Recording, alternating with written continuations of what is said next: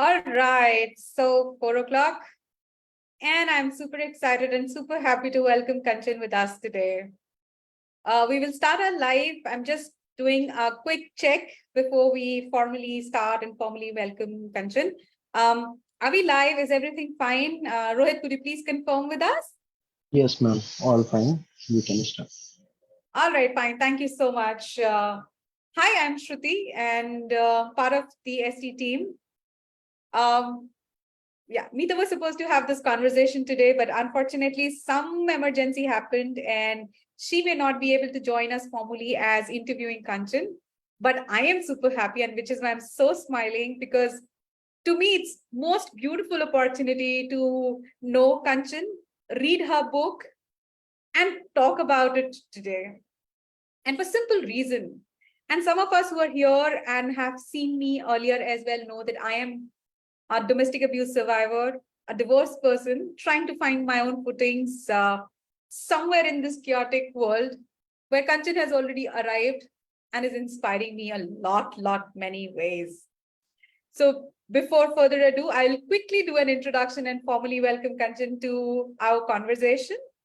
Kanchan is an author. She's a first-time author, but believe me, if you get to read her book, you will never feel so.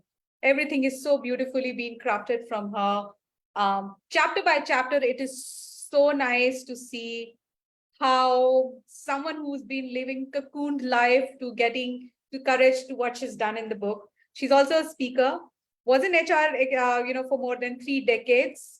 Now she's advocate and promotes and talks about very, actively support the cause of domestic abuse and violence. She's also a coach. An Indian American, born and brought up in India, moved to US, is blessed with 3 children, a daughter and 2 sons, who are now settled in US. Welcome, Kanchan. Thank you so much, Shruti. In this chaotic world, nothing would have inspired me as much as your book, because we are talking so much about domestic abuse and domestic violence these days, Kanchan. Yeah. And thank you so much for sparing time out and walking with us and helping us understand your journey a bit today. So, Kanchan, we will start our conversation. Thank you. We will start our conversation now, but for the audiences who've joined us, a quick preview will be that we will park our questions. You can be active on the chat. I will pick up the questions or your comments from there. Lead my questions. This is not something that we'd want to fix it up for you. Will be fluid. If you want to have your interaction, you can either write your questions on the chat, or at the end of the conversation, we'll allow all of us to unmute ourselves and come and speak to Kanchan. All right. So 4:05 in my watch. Once again, I'll quickly check before we start. We are live, right, Rohit?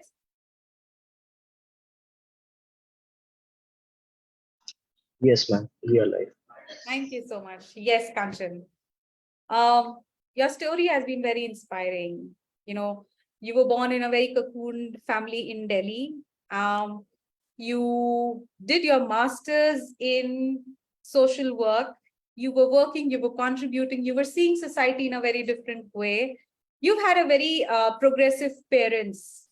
Yes. And that's when at an age of 22, you got married. It was an arranged marriage.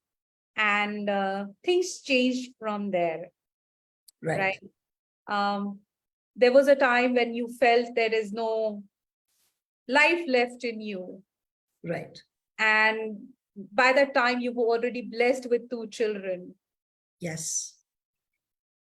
And then, it did not happen in a spur of a moment for you to move out. Aaj decide kiya aur chale gaye, nahi hua tha. No. You've understood the problem. And that's how the story, as my understanding is, you understood the problem. You planned. Right. Yeah. You made, reservoirs for yourself. And the most touching part of for me to go through your journey, Kanchan, was that it was, throughout the journey, you've spoken about your emotional well-being, accepting yourself as who you are, not losing the beauty of yourself in the whole process. Right. help us to connect a little bit of that from your own words, Kanchan. I think I will not be able to do a justice as much as you can. Shruti, I'm so glad that you have had a good perception of the book, and you've very well summarized or given a little brief to everyone. I'm glad to be here on this platform, and I'm very happy to hear people like Meeta, Shruti, you, and so many other women that I'm talking to during my visit to India, a short visit, that people here, women especially, are getting quite enlightened and empowered, and awareness is there. So this topic, how much it has been taboo for years and years, and still it is, it's got a voice of silence. You know, people don't talk about it openly outside, and the victims are asked that, you know, ghar ki baat hai, ghar mein rehne do.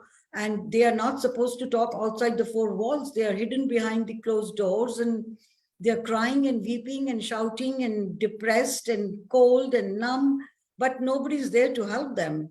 So I'm glad that the awareness is coming, and as it happens, all the taboo topics, once they start to come into limelight, then things start to change. And I think that we have already taken the first step towards that revolution that we women want to bring. And you guys are a good example of that. So I'm very happy to be on this platform. You asked me that how I gathered the courage. See, when I got married, as Shruti just now mentioned, I was born and brought up in a very progressive environment, very educated parents, and you know, they had true partnership with each other. They cherished their relationship. They loved each other, and respect for each other was so much there that was visible to us, all the siblings.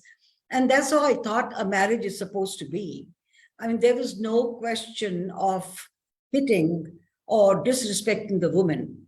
But when I got married to a narcissist, alcoholic, abusive, and a violent man who had deceptive looks, you know, because naturally when my parents saw this match for me, he was a bright guy, he was intelligent, he was charming, a very affectionate smile he had. That's what I felt, you know, I fell for, in fact. But within first 3 weeks of my marriage, he showed his true colors, and he hit me the very first time.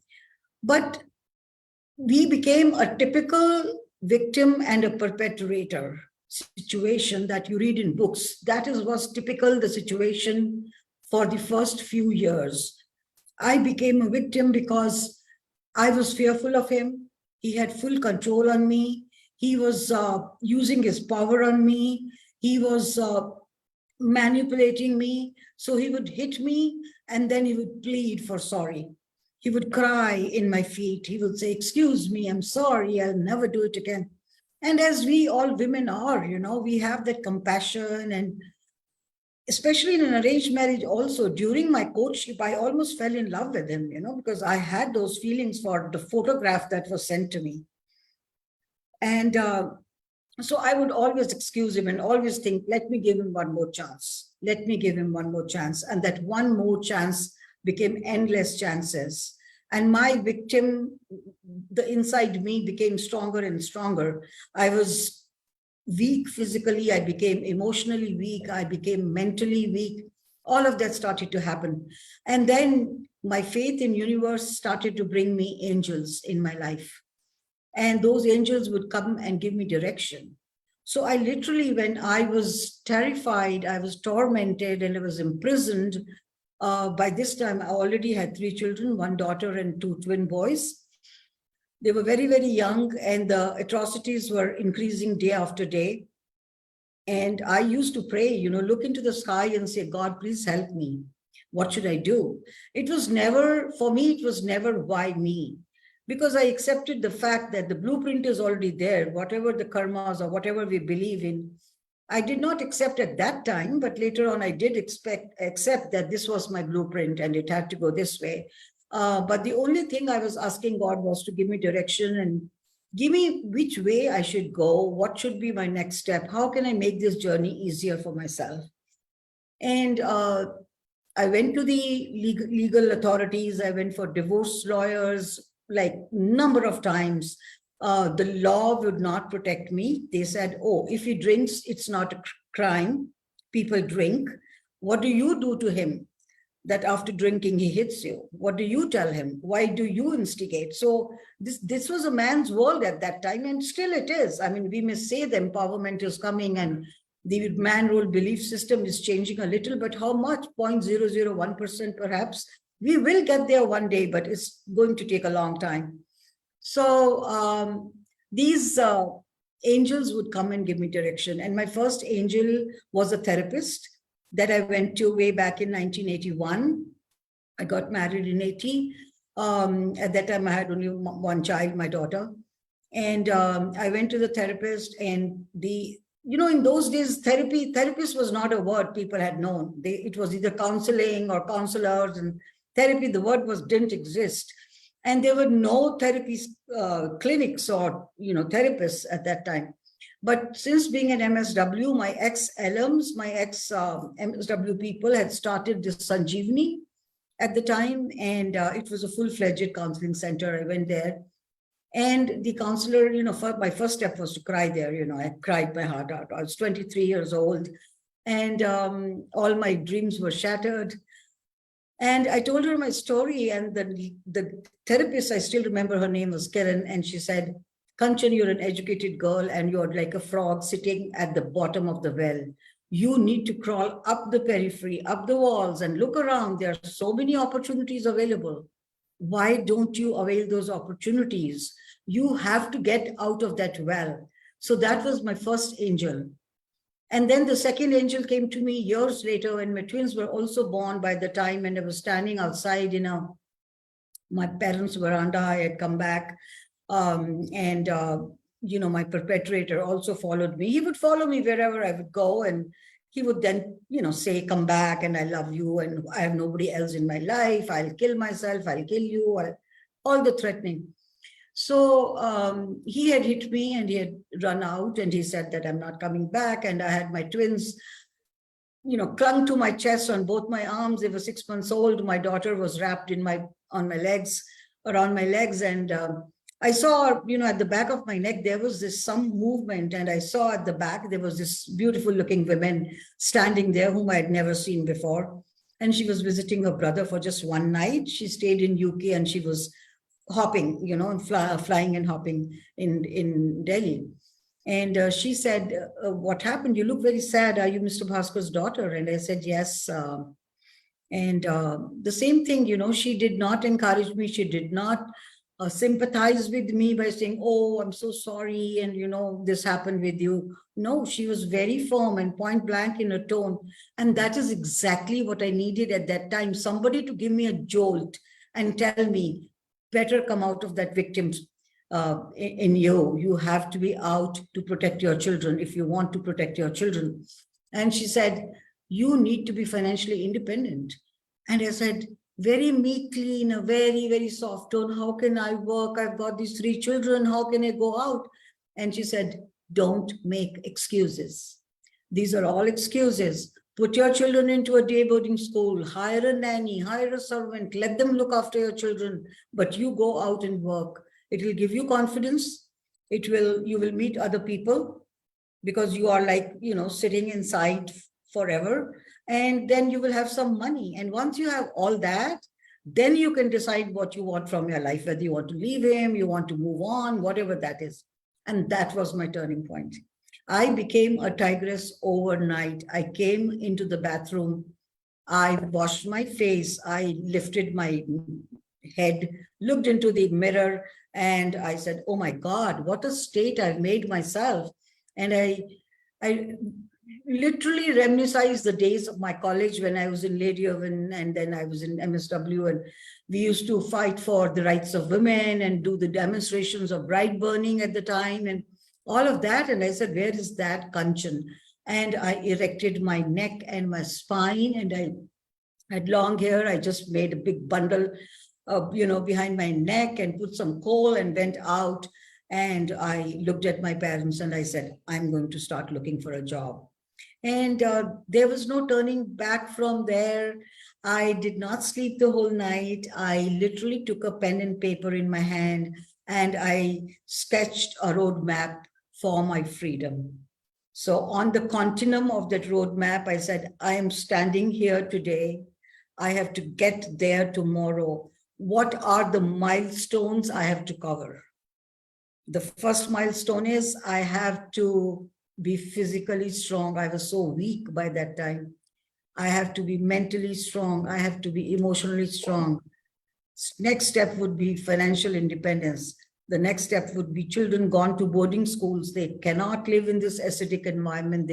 They'll turn out to be sociopaths and, whatever happens to these children who live in this environment. And then, things like that.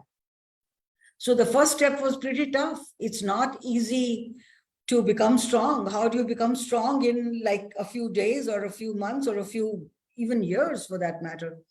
And then, I started to adapt some tools, the universal tools that we all follow. And from there, I have some techniques, self-love, self-care, self-discipline, self-preservation, self-compassion. All these things I started to rewire my brain.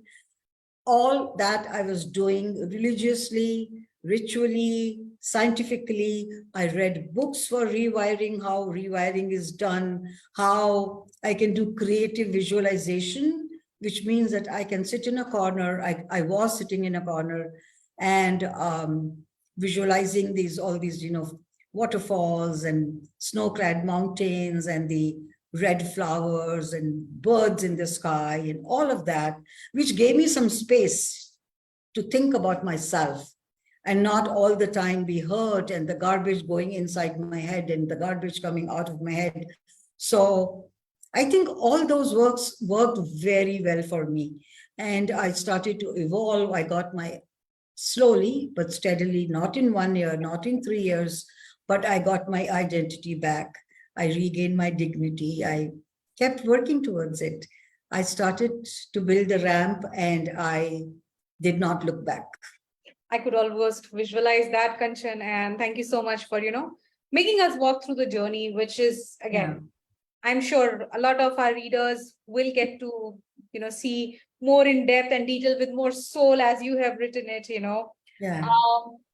While, you spoke of a lot of things and a lot of questions came to my mind as in, from the moment to decide to go independent, right? Yeah. The various elements of the structure that we've put around ourselves come into picture.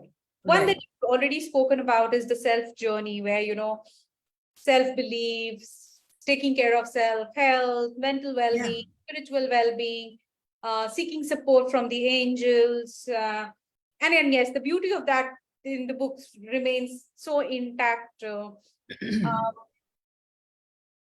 I'm sure, most of us who's listening to you today and witnessing you live will want some answers, will want some direction to how you have, conquered it all to be in the space that you are today, that you're so confident telling that I am going forward. I'm going to be supportive to people who have stories just like me. And if I talk about those elements of what makes us do what we do, the first element that comes into picture is family. And, some of us know that, when I was fighting for my divorce, Kanchan, I did not have my family. I had to first block my own parents from my life. Then fight for divorce. So those years when my legal battle was on, it was different ball game. I was living with my in-laws in that house, and I've seen that 20-liter kerosene oil is kept outside my room, and I know that I don't have another space to go. So family, and then in your book throughout, you've mentioned that your family has been very supportive. So narrative changes, our experience changes. Some of us sitting here seeking answers, some of us not having that courage to look forward to.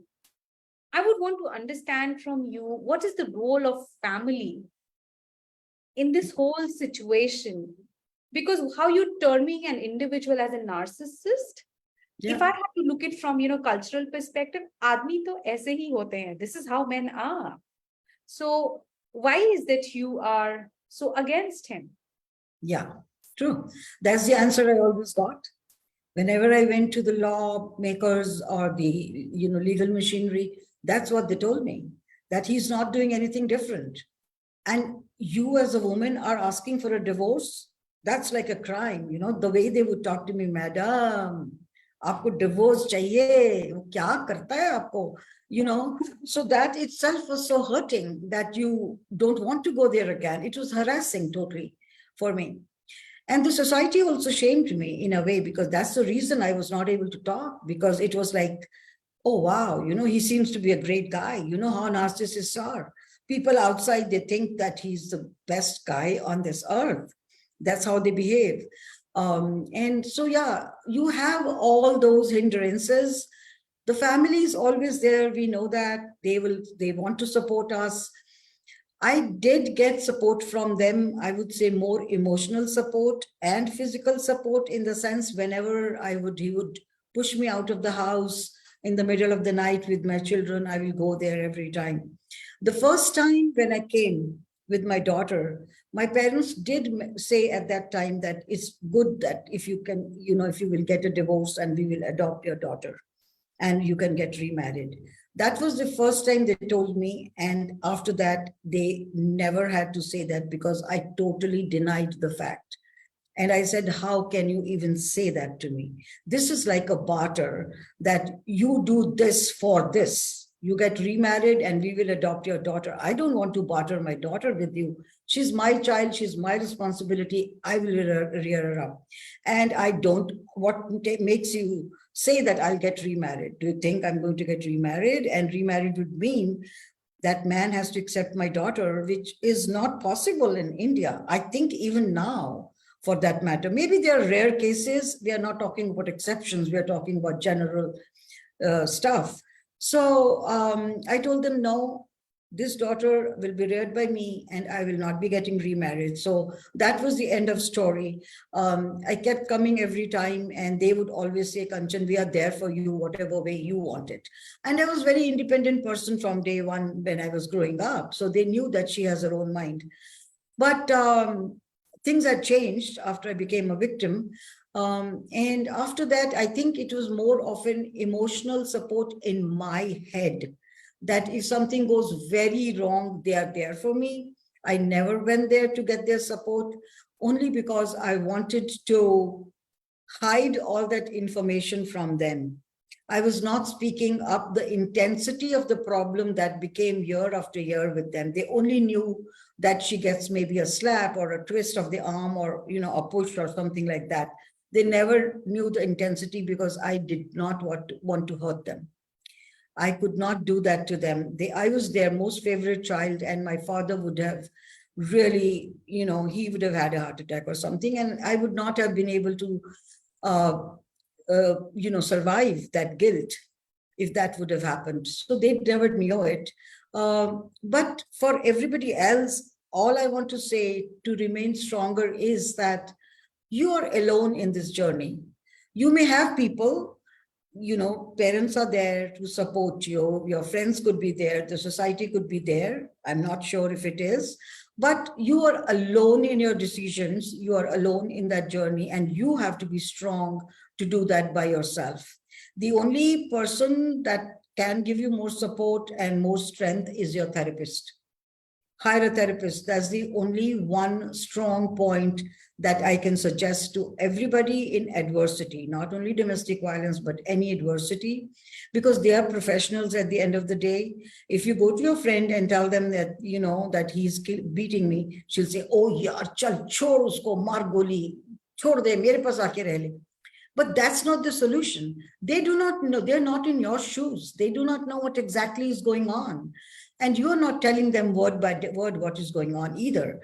So professionals, at the end of the day, they're strangers. You talk each and every word to them. They take it out from you, even if you're not. They have questions to ask you in a way that they understand you so much more better.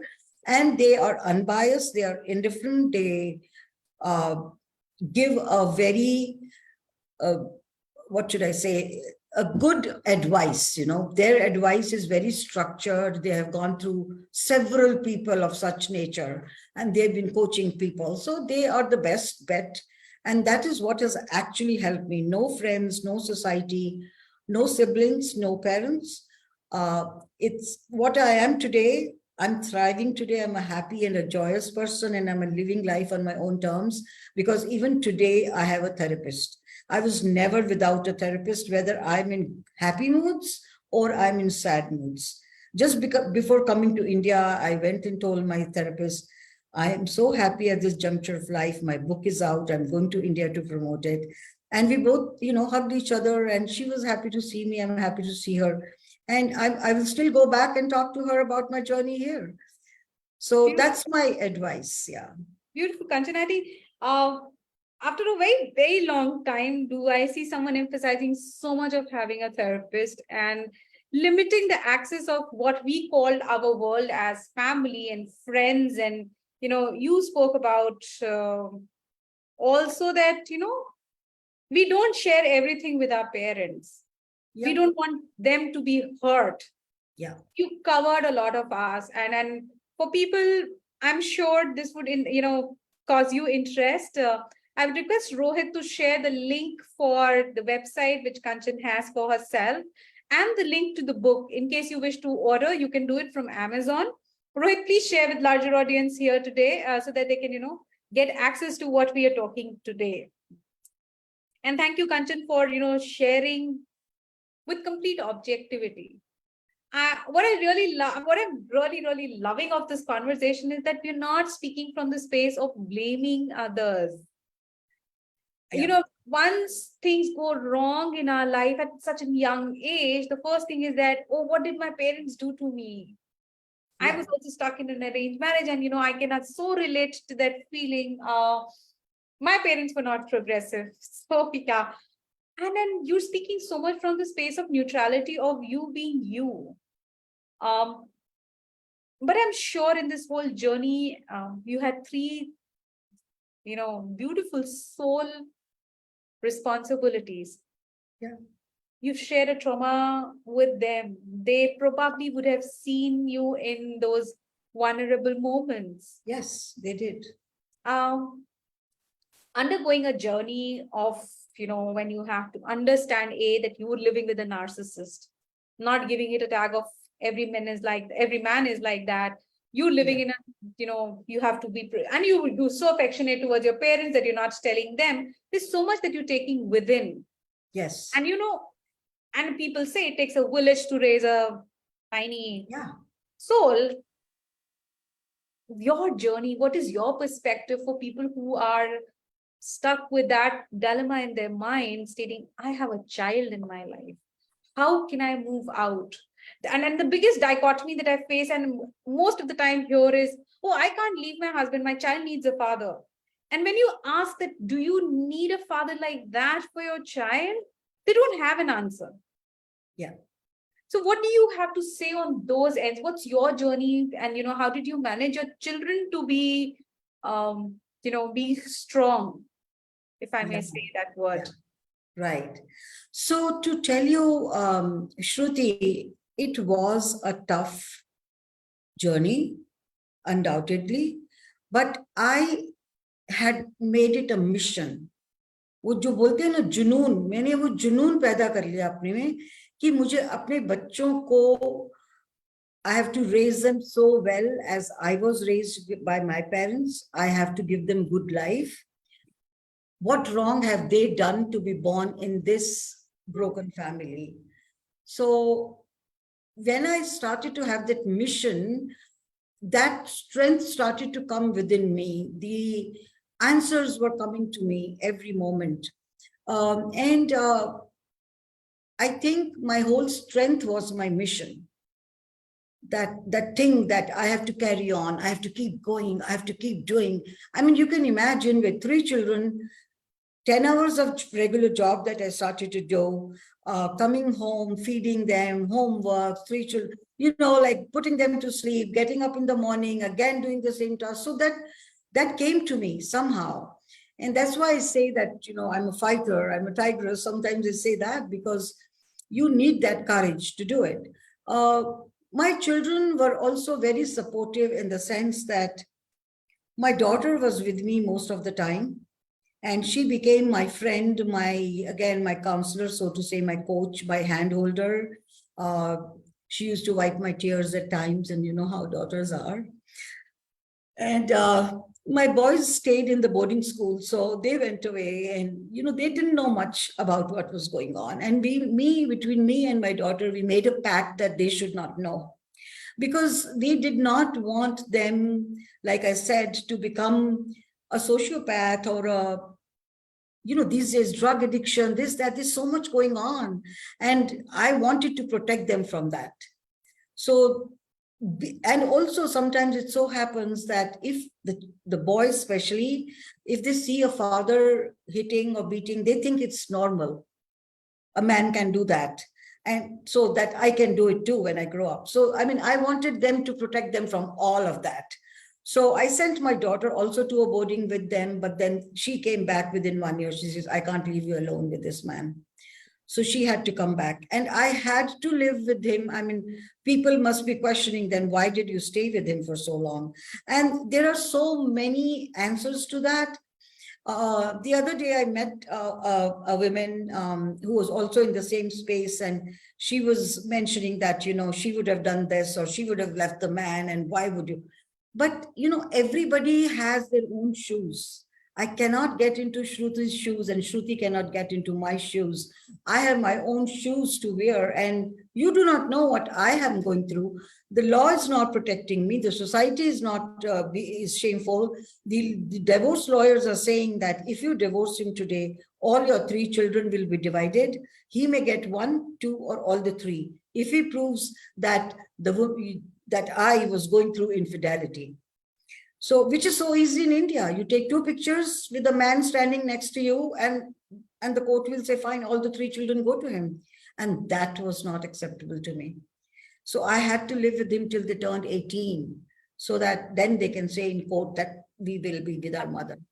So yeah, but I did not sit back. I started to make that ramp slowly and steadily. And like I said, one after the other, I kept achieving things. I became stronger. I became professionally very successful. I was just at it. I think that's what one needs. That junoon has to come to get out of it. It is very difficult when the children are involved. But again, as a mother, as a parent, it's our job to look after them. It's our responsibility to look after them till they are at an adolescent age where they can take some decisions. Whether a child needs a father, that's a God-given thing, that a mother and a father, both of them together produce a child. So then you need a father, but you need a sane father. You need a normal father. You need a normal father, I mean, a responsible father. You need a father who's financially give to you. You need a father who's a leader. You need a father who can secure your life. You don't need a father who's handicapped, who uses you as your crutch, and who doesn't even know where he is or where he's lying down and what is going on with him. So you definitely don't need such a father. I was the mother and father. They said, my children celebrate both Mother's Day and Father's Day with me. I swear, you were so blunt putting it across 4 people. I'm sure some of may feel very, very offended, because they would have decided to continue with it in the name of children, giving good family to children. And some of us do hide our abuse and all of it, don't tell our children. But I really loved how you politely you put this across. And, while you were answering those questions, Meeta raised up a question as in what keeps you confused in staying in an abusive relationship. And I think you just answered that. We have Zainab with us who've shared this comment. As being a child who faced domestic violence from childhood, in fact, continued for 12 years, I've always had perspective that my mother is responsible for the abuse I face. Because she was one who never really gathered courage to do something and leave. It is not easy to leave a narcissist. As being the child, I'm so happy you took charge for your children and you left. Yes. No matter how old I get, I will always carry this perspective, I guess. Yeah. So again, what's the name you said? Zainab. Zainab, you're right to some extent that, the daughters or the kids who are alongside with the victim and, seeing all that, they feel that. But again, like I said, you have to accept the fact that, yes, this is what was meant for you. And stop at some point, move on and stop making that excuse for yourself. Again, I'm not being polite here. I'm not being sympathetic here. I want to be empathetic here by saying that you're now a responsible person, right? You've grown up, you may be having your own children, or you're married, or whatever that is. You have to move on with that and excuse your mother. You can forgive her. That's the best thing to do. And then only you will be able to move once you forgive your mother for what she brought to you. But again, if you think about it, she didn't want it on her. She didn't ask for it. She had to go through it. And what else was her option? You tell. I mean, you have to answer it yourself. What was her option? Like for me, with the 3 children, I had no other option. I could not have walked out because this guy was threatening me all the time. He'll kill himself, and he'll write a note saying that his parents are responsible and Kanchan has abetted my suicide. Or he said he'll kill my family and all that. So yeah, there is continuous threat. Maybe your mother was not telling you everything, and still she knew that this was the best space for you at that time. But I think forgiveness is the only way that you will be able to move on. That's what I've done with my ex-husband. The hurt was not going away. It was deeply embedded in me, and it was hurting me all the time. And the one thing that I did was forgiveness. And forgiveness does not mean that you're forgiving the person. You are forgiving your own thoughts. You are taking away those thoughts away from your psyche and moving on. When you say, okay, fine, I forgive her, means that now you are saying that it's okay, I'm accepting, I'm deep breathing, and I'm saying, let me move on with my life. So try to do that. Yes, thank you so much, Kanchan. And Zainab, I hope this will help you. Moving forward, Kanchan, there are a lot of questions again. Yeah. Meeta has shared some more questions, to which I will come. Spirituality, you've already shared that, angels, and then you also moved into doing a lot of other work on yourself as well. She's got a very interesting question, which I had parked for later because I did read about it. Later, when you grew up, your children grew up, then you shared your life with them, they tried to fixate you. You went out dating people and it didn't work out. How was that experience? You know what? So before I answer that, Shruti, I will just take one moment to tell Zainab that if she still has questions left in her mind, she can write to me anytime on any one of the platforms, or I've got my email on my website. She can write to me, because I know that there are other answers that I could have given. My daughter went through this herself, and we had to, go through certain sessions and make her understand what was the situation. So she's right to some extent, Zainab is. Those feelings are bound to occur in a child's mind and heart, because they are so young and so tender at the time when all this is happening, and that goes into their psyche forever. It's difficult to move on. But now talking about the children, yes, that's funny. Because, my children, when they graduated and everything, they were grown up men. The first time that they dated with somebody, they both came to me and they said, Mom, we are feeling bad that you are just by yourself and we are dating girls. And, that itself was a big session between the 3 of us. And I said, listen, guys, you don't have to think like that. This is horrible. This makes me even more sad. And if I want, I'm at liberty to have a man in my life. Nobody's stopping me. You are not stopping me. It's my decision. So, and it's your time to do this. So, but all I expect from you is to respect that woman, be a partner, blah, blah, blah, that I always taught them. So that having said that, then one fine day they called me and they said, Mom, we are on the phone on the other side. They were in New York. I was in California working at the time. And they said, Mom, right now you will go on matrimony.com and put your profile. We are sitting here on the phone and you are writing it, typing it just now. And I was like, don't be funny. They said, Mom, do it now. So that, those things kept happening through the years. They have, told me a number of times, you need a companion. in your life and is healthy, and you are emotionally, you need to share your things. And so for me, the only need is hugs. I crave for hugs from anybody for that matter. So that is the only one craving I've left, otherwise nothing else. I was telling Sudha the other day, I said, but anybody I meet, I hug them tight, it's like, hug me. But very lately, they know that I'm not looking for a companion anymore. I think when I got into spiritual self, I started to feel that I'm so whole in myself alone that I don't need another person for any putting my head on somebody's chest or shoulder. Like, in Hindi soap operas, when aate hain na ye saas bhi kabhi bahu thi types, I laugh because usme, what we see, the bahu has some little hiccup, and she puts her head zor ki on the hero's chest, and oh, aaj ye ho gaya, aaj wo. And I say, oh my God, where was that chest for me? I had never a chest to fall upon.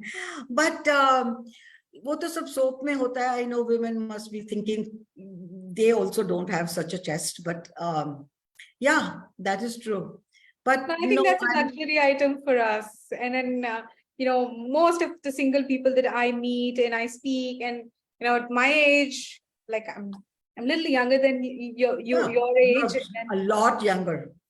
No. 16 and 18, those are the only two bars that my ladies are supposed to have. I'm 16, you're 18. After 10 years, we both will be 18. Okay. Yeah. So, I think that's what you have shared is actually, I think it's very difficult to accept that one can solve the problem. And the moment you get it, you want to grab it. You want to make it last a little longer. And I do keep telling people that, treat that as a luxury, because you don't know the value of it unless, the simple answers to life becomes difficult for you. Kanjan, I'll just pause for a moment. We have a few comments that I wanted to read for you. Zainab has agreed to what you said. She said, yes, true. I'm on my journey for the same. Forgiveness is not easy for anyone. It is taking time, but has improved a lot. So correct. We have Maria Pontes who shared, finding a reason to keep yourself sane and work on yourself is very heart-rending, Kanchan. That's exactly what I chose to do and move on from an abusive with my daughter. More power to you, Maria. Sujata has agreed and said, very well explained, Kanchan ma'am. Zainab, thank you. Meeta is laughing at me and I know why she will do that. And thanks, Sujata. That's for me. She's saying, wow, Shruti. I think, expressing your vulnerable self. And I'm really, really inspired with you, Kanchan, because at this age, when you can acknowledge all of it, what was the most moving part for me while I was going through the book was that you've written as is. You've not written that you've been through that. Yeah. I am married. I'm getting married. And then I am in, you mentioned the places that you were in while you were writing that journey. And I'm sure, that's not an easy space to revisit your own scars through which you've worked so hard to get yourself healed from. Right. Putting those emotions to a judgmental world called society. Yeah. That brings me to my next question. While all of this was happening, right? A single mother, and I'm like putting it across, you beautiful. A beautiful woman who's single with 3 children. Thank you. Oh my God. How did you take those predators? Perpetrator was at home, but predators were there out everywhere. Yeah. Oh, yeah. And then you had those aunties and the people and more people the moment they knew that, oh, wow, you were almost an opportunity for most of the fantasy people. How did you deal with all that society thinks? I think it's your strength. And I think that we have the strength to give those vibes. People will approach you if you give those vibes. People will stop and be having their own boundaries if you tell them what your boundary is. So, when I was younger, I had no control. I didn't have any boundaries. I didn't know what boundaries meant, frankly speaking. So I was being harassed a little bit. I mentioned that in the book also. and I didn't know how to handle it. But as I've grown up, I know how to build my own boundaries and what looks to give. And, those looks I'd learned from my college days or school days when we used to go in that 27 number Mudrika to Delhi University. I used to take that every day. And all these guys, those mid 40s, late 40s guys who used to go to work and they'll have tiffins in front of their pants and they will stand behind you and the looks that we would give them, like, I'm going to eat you if you touch me, So yeah, you get used to that in India. Vulnerability is there. You have some bad moments where you just break and you don't know what to do. But I think the woman is very strong to handle that. It's very strong. We are very strong. And again, in one of the talks that I did mention, and I would like to mention here, is that women empowerment. Some women are taking in a very wrong way the word women empowerment, and they are thinking that by wearing skimpy clothes and, or no clothes, or showing our navels or showing our tattoos on the back, the butt, that is women empowerment. And then I can shout from a distance to men, don't look at me, I'm empowered woman. That is not going to work. Women empowerment means, and the men will also then only collaborate with us if we balance that word women empowerment. And the word women empowerment means that we are saying we are equal to you. We are not saying we are lower than you. We are not saying we are senior, more enlightened than you, or, we are more domineering or anything like that. We are saying we're equal partners. So let's be equal pay, equal jobs, equal facilities, equal everything. So that is what we are saying. So I think even that's very important where we take the word women empowerment. Although I'm very happy that it has started with people like you and, Meeta and my friend Sudha, and, I'm meeting other people too. And I love you all. Thank you so much. So society by and large, you decided to ignore them and conquer yourself. Yes. And there we are, talking to Kanchan for her book. My last two questions that I still have in my mind is, so yours was a battle of, Indian laws as well as you moved to US. Yeah. So how was the experience of filing for divorce? And like you mentioned, earlier in the conversation, that in India, you had to face a lot of patriarchal biases. Yes. How was it in US, and what were the complications that you kind of faced? And the reason to ask is some of us are international audiences, and I have particularly been dealing with a lot of cases from the NRIs, for the NGO that I work upon. So yeah. You can throw some quick light onto that. Yeah. So the big difference between US and India is that India is a patriarchal society and US is a matriarchal society. That's a big difference. So the men does not have power there, the women has. And when I say power, it does not mean power or they control, but they are a little bit more domineering. And she can sit and say that, can I have a glass of water? And the guy will bring it. Whereas here, he's just going to shut her down. So that's a big difference between the two societies. And what was the question, Shruti? Sorry, I just got lost. The difference that you faced in the legal battle between India and the US. Right. So there was no problem in US. I went there and we just had to separate for 3 months, only 3 months. And it was a mutual divorce. I said, I don't want one penny from this guy. And I talked over to him and I said, you will not have any responsibility, financial or anything, of the children, and I'll take care of everything. And he agreed. And that's what happened. Within 3 months, I was out. As far as human beings are concerned, whether it's US or India, they remain the same. There will never be a difference. It is only the law that changes people. If the law is strict, 911 call, nobody can touch a woman, nobody can beat a woman, nobody can harm a woman. But there is a lot of emotional and sexual abuse in US. And the numbers are just the same throughout the world. 1 in 3 women, 1 in 5 men go through domestic abuse once in their lifetime.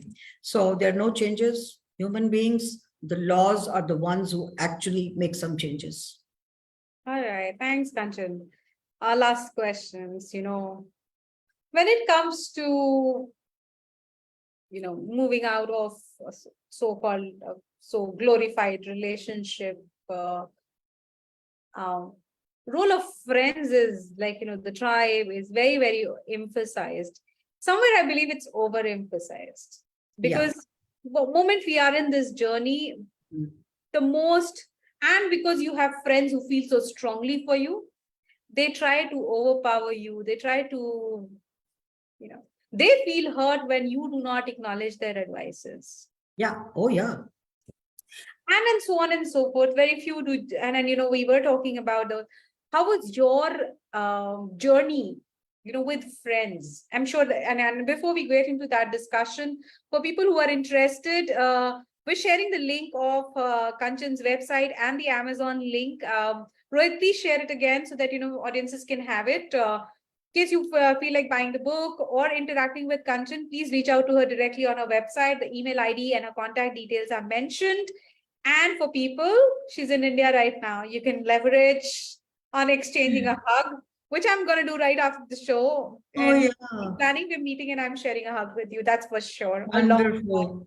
A long one. I need, you need, and I think that's Yes, we all need for us. And yes, in 5 minutes, I'll open the block for people to raise their hands, they come on camera or come on mic and share their journey with us. But yes, quickly, because we have very little time now left, role of friends in this whole journey. Yeah, so I have already mentioned that you're alone in the journey, so I'm not going to repeat that. It's very good to have friends for sharing, talking, getting your heart out and crying if you need to, holding somebody's hand. All that is great. But, school time friends are a little bit more close friends, I would say. After that, the friendships are not long lasting. I've noticed by the time you get married, your school friends are also married. Some of them, you are no more there. Are we live? Are we good? Okay. I think, ma'am, some issue with Shruti, ma'am. Yeah. I am live now. Sorry. Okay. So, yeah. So the friendship is very good to just hold hand and share. But again, decision making is yours. Don't depend on anybody else's advice. So to say, listen to everybody. Listen to everybody. Don't argue. Don't do anything. Just keep listening, but make your own decision with the help of a therapist. Thank you so much, Kanchan. We'll summarize things here, but I think it's been a beautiful journey. And what I really admire, and I'm sure, audiences and people who are listening to us will share their perspective with you, is to know when to put a stop to anyone in the ecosystem that you survive. And it's so beautiful that you're able to acknowledge that, not negating that, the friends are required, but they're not the only thing. I love when you say that family is required, but they're not the only thing. I love when you say children are important, but not the only thing. Yeah. In this whole journey, this has been like, I love you. That's all I Me too. But what is like now, yes, you've taken the courage to revisit your past, put it in a book, which I'm sure will remain with, with all of us for longer than you kind of thinking through. What is the path forward for you? I have the path forward already, chalked out. Like I said, I'm on a spiritual path, so that's a separate thing altogether. Then I was looking for my purpose in life, and I got the purpose in life. And that was again mentioned or reinforced by my therapist that, Kanchan, you need to write a book. You need to reach out to all those people who are going through a similar situation. They are waiting for you, become their advocate. They need you. And that became my purpose. So the book is out now. And I am a coach, a voluntary coach and a counselor in the state of Illinois for people of domestic violence. And I do individual coaching as well as group coaching. I'm also now going to start workshops and stuff like that when I go back.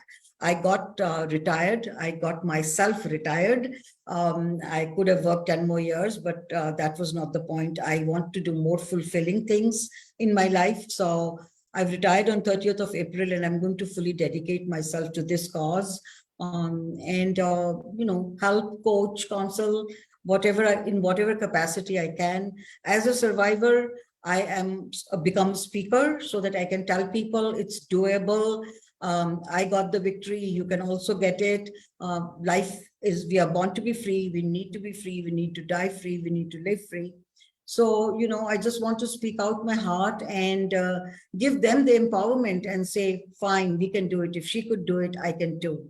So that is my purpose now. One more thing before we go is that I want to convey here is that for people who are into such a situation, give only one chance to your abuser. Don't give 10, 20, 50, 80. Don't do that, because this is one life. Give them one chance only. If they agree to take a medical help for their disease, because narcissism is a disease, alcoholism is a disease, hitting somebody is a disease. So if they are ready to take medical help, if they are ready to go to a psychiatrist, if they are ready to go to a therapist, give them second chance, or maybe a third chance too. Not more than that. It is the question of your life. God has given you one precious life. Don't waste it.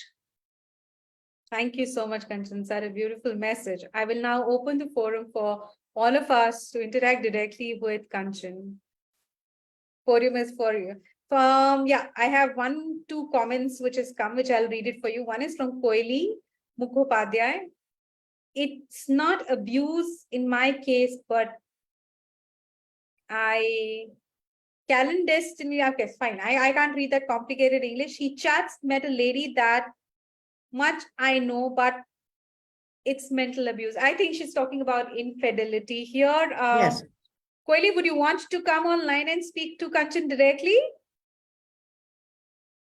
And while she does, Rohit, if you can just facilitate that. Maria has stated, Kanchan, I'm sure writing your book would have been a healing experience for you. And she shared a beautiful heart. Oh, hug, hug, hug. Oh, yes. So, let me just quickly check with Rohit. Are we having questions? Do people want to think through? How is it like, Rohit? Yes, ma'am, it's already covered, and I requested Koili to unmute herself. But Meeta, you are there online. Will you be able to connect?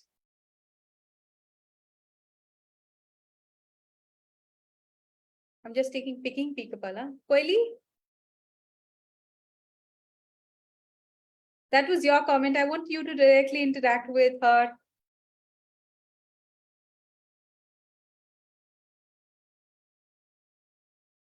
It's difficult for me to unmute is what she's saying. Rohit, I think Koili ko agar aap unmute kar do. Koili, I'm just trying. yeah, ma'am, doing it. Yeah.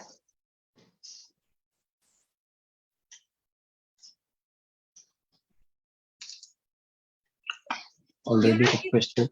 Yeah. कोयली आपको message आ रहा होगा unmute करने के लिए. हाँ जी. Can you check that? Yes. Koili is live with us. So you want to repeat your question? I'm outside, so I can't hear you all properly. Okay. The thing is that what I have written is he has been chatting with some people, he has which I come to know from other sources. So while going through his phones and all that. So and now that I've confronted him, he is pretending to be very nice with me, but not that it's a physical abuse. He's being very nice to me, and we are having otherwise a friendly relation. But somehow it's a tremendous mental pressure, which is unbearable.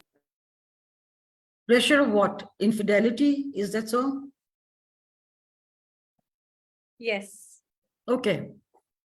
So listen, there are two things here. One is the answer that I've already given you. Give them one chance. At the most, 2 chances. If they don't improve, pack your bag. But being a coach, it's not my job to provide you with solutions. As a coach, my job is to give you direction and give you the strength to take your own decision. Coaches, therapists, and the people are not going to say, oh, you walk out, right? That's not my job. I cannot say no. If he's in behaving like that, just walk out of his life. That is your decision. But if I were you, that is one thing I will never tolerate. Thank you so much, Kanchan. Koili, in the situation you're in, we definitely understand it's painful.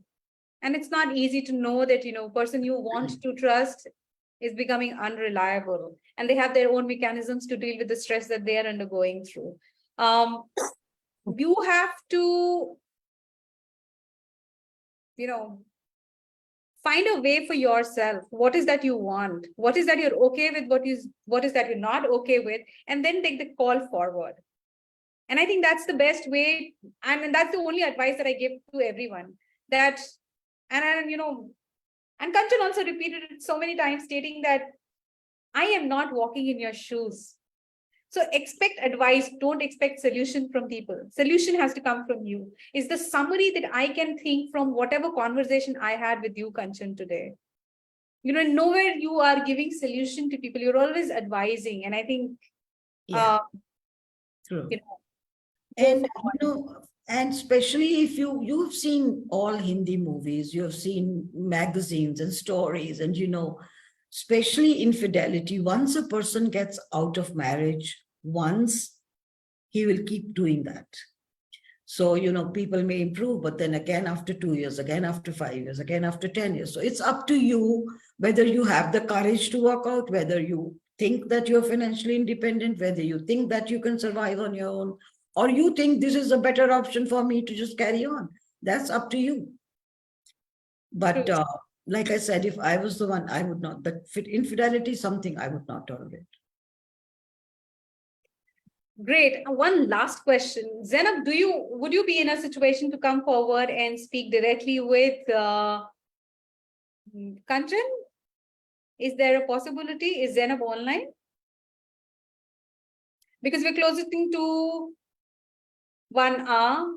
It's 5 o'clock already. Zainab is not. I think, yeah, ma'am, I think she left. So with that, we come to the end of the session. Koili has sent thank you for your answer. And Kanchan, in complete honesty, thank you so much for writing the book for us. I am so happy. Right. I'm so For guiding us. I think all of us needed some or the other answer for us. And yes, Sujata has sent a message. Kanchan ma'am, hats off to you. You're such a pure-hearted, lovely and beautiful person. Lots of hug to you. And she sent 2 hugs, which I'll carry and I'll give it to her. And Shruti, you're a wonderful host. I love the way you handled it today. Oh, thank you so much. I love your 16 and 18 pada forever. There are only 2 ages, women of all the ages. Men, please ignore. You guys age. Huh? Yeah. By the way, just for your information, online data says completely different about it. Our preferences remain constant for men, irrespective of their age of the partner that they choose. It gets stuck at 24. For us, we keep things more realistic. Taking the vanity back from for all of us, it's 16 and 18. Yes, that's the formula. Thank you so much, Sujata. Thank you everyone for coming online and spending 1 hour with us. We wish you all the best for your book, Kanchan. Thank you. It is definitely something I am sure most of us will spend our time with. Very hard-hitting questions that Kanchan has faced in her life. All of us are facing. Some of us are willing to answer. Some of us are not willing to answer. Some of us are looking for support. Some of us are still functioning out of the space of being victim. Go forward. Rohit, one last time, please. Yes, Kanchan website and the Amazon links are being shared. Thank you so much once again. And thank you so much, Kanchan. Post this online camera thingy. I am meeting you. Oh, yeah, let's do that. Let's do that. Yeah, sure. Okay, thank you very much, Shruti, for having me. And thanks the audience. It was lovely to talk to you. Yes. Rohit, all yours.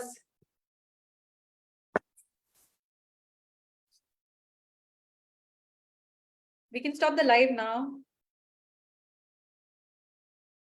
Oh, yeah.